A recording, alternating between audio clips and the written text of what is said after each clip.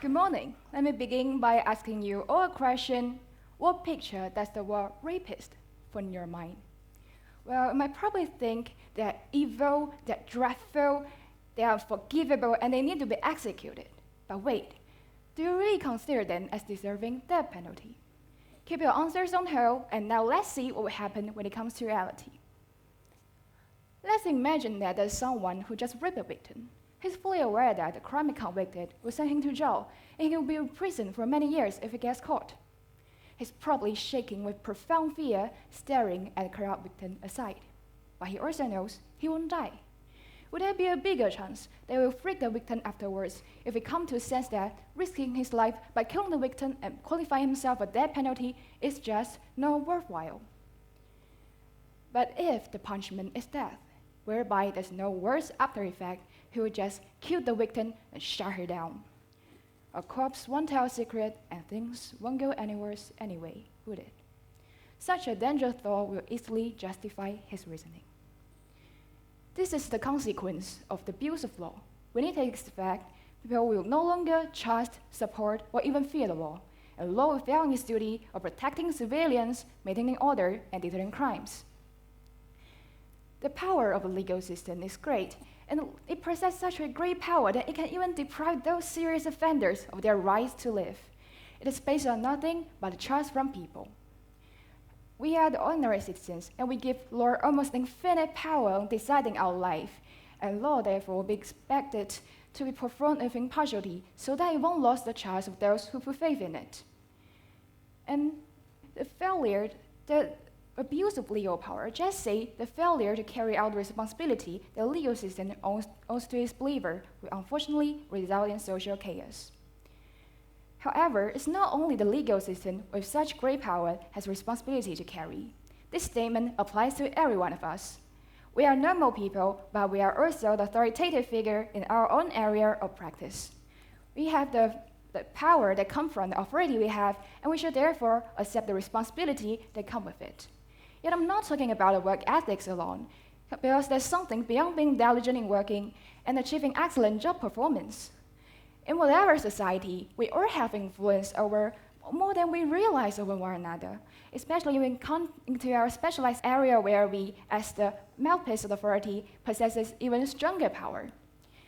The judgment made by an expert outweighs 1,000 words of an outsider, and when someone is making comment as the profession, anything he said would be expected to be credulous, and he therefore should be more mindful of the language he used and the things he did. And he should be also more conscious of the impact of their words on the audience. Besides, due to the nature of the job, some authorities have even more to concern with, and they therefore have more responsibility to carry. A teacher will be a great example here. The duty of a teacher is not merely to impart knowledge to the student, but to also ensure that her student grow into a well-rounded person. The power of teachers are great, as their words and behaviors will help shape the life of the student. And they should therefore see the burden lies on their shoulder. And in this century, the power of some authorities has been far from amplified with the secret weapon of the information age, the internet. Nowadays, the news media online dominates the media power. The news teaming at their channel travels at an unimaginative speed, and the competition in the coverage for the first-hand news is fierce. However, some news media ignore their responsibility in assuring information accuracy and proper public opinion guidance. They choose instead to sacrifice their ethics and chase after the eye-catching news, blindly and desperately, without realizing how much power they have in their hands. In March 2011, Japan was struck by the most powerful earthquake ever recorded in the country's history, which later triggered tremendous tsunami and led to Fukushima nuclear disaster. Immediately afterwards, a rumor was brewing on the other side of the strait. Consume iodine sword will protect you from radiation. The news media was pumped up. Instead of refuting the rumor, they chased after the news that actually reinforced their consolidation. They kept on mentioning the irreversible illness that radiation will cause, while continuously bringing out the fact that the rising demand for the sword resulted in an out-of-supply situation. People were scared. They were pressured discriminately to queue in for the cure. Even though there's a few who discredit the necessity for a measure, the news media eventually won them over. And when they found out that the stolen houses were out of storage, the subsequent public hysteria wreaked greater havoc on social stability, whereupon a vicious circle ensued. And the online news media is merely one of the players from the cyber world. Together with other forms of mass media, they form one side of the party. The other side of it is us.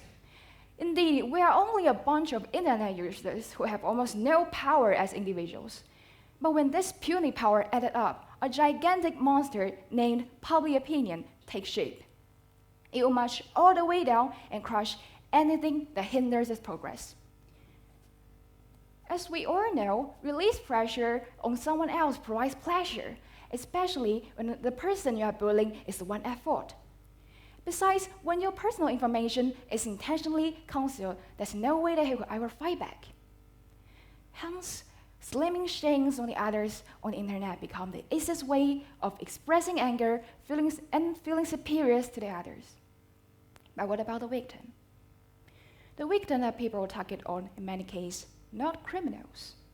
Their misdemeanors are usually minor offenses, as they are ethically but not legally wrong. The example range from the Taiwan vet who has butchered 700 dogs in 2 years to the photographer who witnessed a starving kid in Africa being haunted by a vulture. However, the public refused to tolerate them. Like the ending of every heroic story, where villains are suppressed to symbolize righteous revenge and victory, people on the internet checked them down and verbally assaulted them every day with the most vicious word they were capable of commanding. The vet and the photographer were mentally broken down and eventually committed suicide. What a viciously strong power of public opinion that the internet users have. But you know what? Those allegedly ill-mannered people have done nothing wrong. The vet was executing euthanasia on stray dogs so they won't be left at high risk of suffering terrible disease and death in overcrowded shelter. And the photographer immediately sicked the kid after the photo is taken. But what had been done is done. Their life cannot be retrieved, neither will them lying beneath the ground will be able to hear the apologies. If people had been more responsible and carefully conscious of the impact of their words on the internet, none of this will ever happen. Now that the conflict revealed itself to you here, we all want the power, but none of us wants the responsibility that comes with it. On some occasions, we are too carefree to carry out our responsibility, and we're always expecting that there's someone who will do it for us, even though there's no such a person to do it. How much harm can it possibly cause, we thought self-righteously. On some occasions, we stand on the moral high ground, looking down on those struggling in the mire. And sometimes we even throw stones at them, thinking that they deserve it anyway.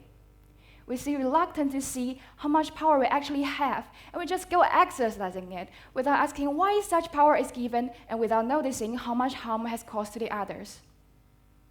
But one day, even if the chance is tiny, you and I could fall victim of power abuse too. We can do nothing if the day comes. But before that, there's one thing that we can do right now. Carry out our responsibility that comes with the great power. Thank you, and have a nice day.